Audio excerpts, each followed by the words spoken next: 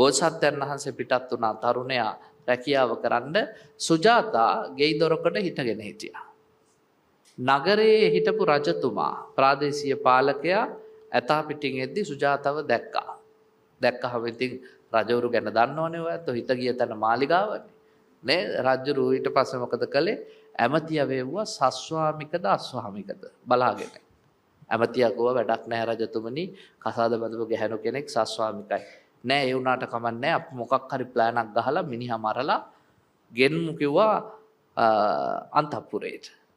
ඒ පාර මොකක්ද හදපු ප්ලෑන් එක? රජුරෝ ළඟ තිබ්බ චින්තාමණී මාණික්කයා. චින්තාමණී මාණික්‍ය ගිහිල්ලා හංගන්න කිව්වා අර මිනිස්සයා වැඩ කරන කරත්තේ. ඒ කියන්නේ මෙයා රියදුරු රස්සාවක් කරේ, කරත්තේ පදවන කරත්තේ හංගන්න කිව්වා. හැංගුවා රාජපුරුෂයෝගේ.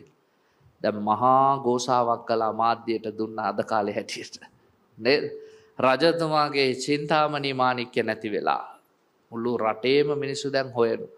හොයද්දි රාජපුරුෂයෝ ඇවිල්ලා කරත්තෙන් හොයාගන්න. මෙන්න තියෙනවා. රජුරව කාගේද කරත්තේ? මෙන්න මේ මිනිස්සයාගේ. මරන්න කිව්වා. බෝසත්යන් වහන්සේව දඬු කඳේ ගහලා පින්වත්නි බිම තියලා වදකයට කිව්වා කපාපම් බෙල්ල. බෙල්ල කපන්න සූදානම් වෙද්දී අපේ බෝසත්යන් වහන්සේ හරි අපූර්ව කතාවක් කියනවා. මොකද්ද? ලෝකෙ දෙයියෝ කියලා જાතියක් නැහැ. නේද? ලෝකෙ දෙයියෝ කියලා જાතියක් ඉන්නව නම් මේවට නොබලා ඉන්නෙත් නැහැ. මම වගේ ධාර්මික අහිංසක මිනිස්සෙක් මං කුරා කුඹියෙක්ටවත් වරද්දක් කළා නැහැ.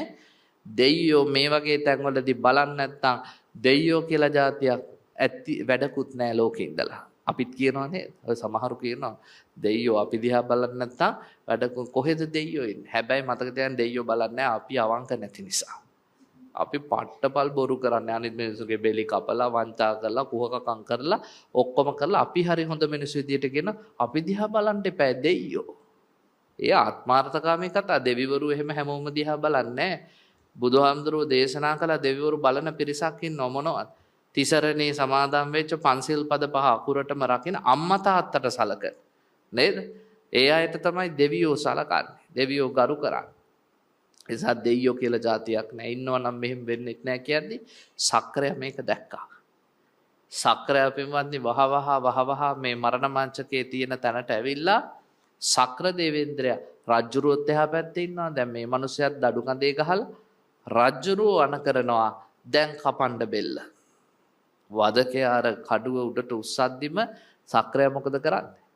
මහා සුළු වෙලාවකින් පොඩි මැජික් එකක් පෙන්නනවා. මොකද්ද මැජික් එක? අත් දෙකෙන් එකපාරට බිම හිටපු මිනිහව කෙලින් කරලා රජුරුවම බාවනවා අර බිම තිබ්බ දංගෙඩි.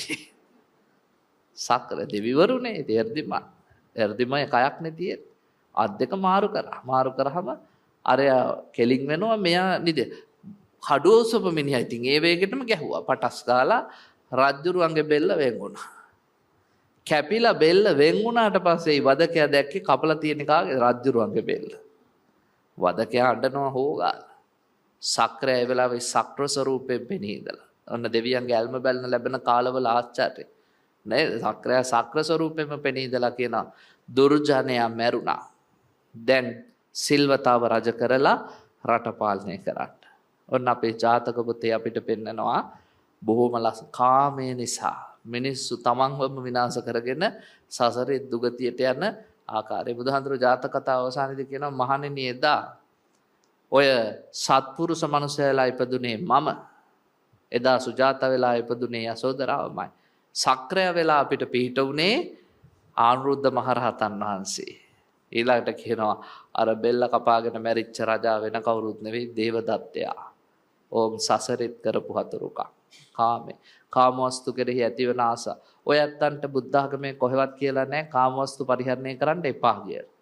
බුදුහාමුදුරුවෝ කියන්නේ මොකද්ද? ආස්වාදයේ විඳින්න හැබැයි ආදීනවය දැනගෙන.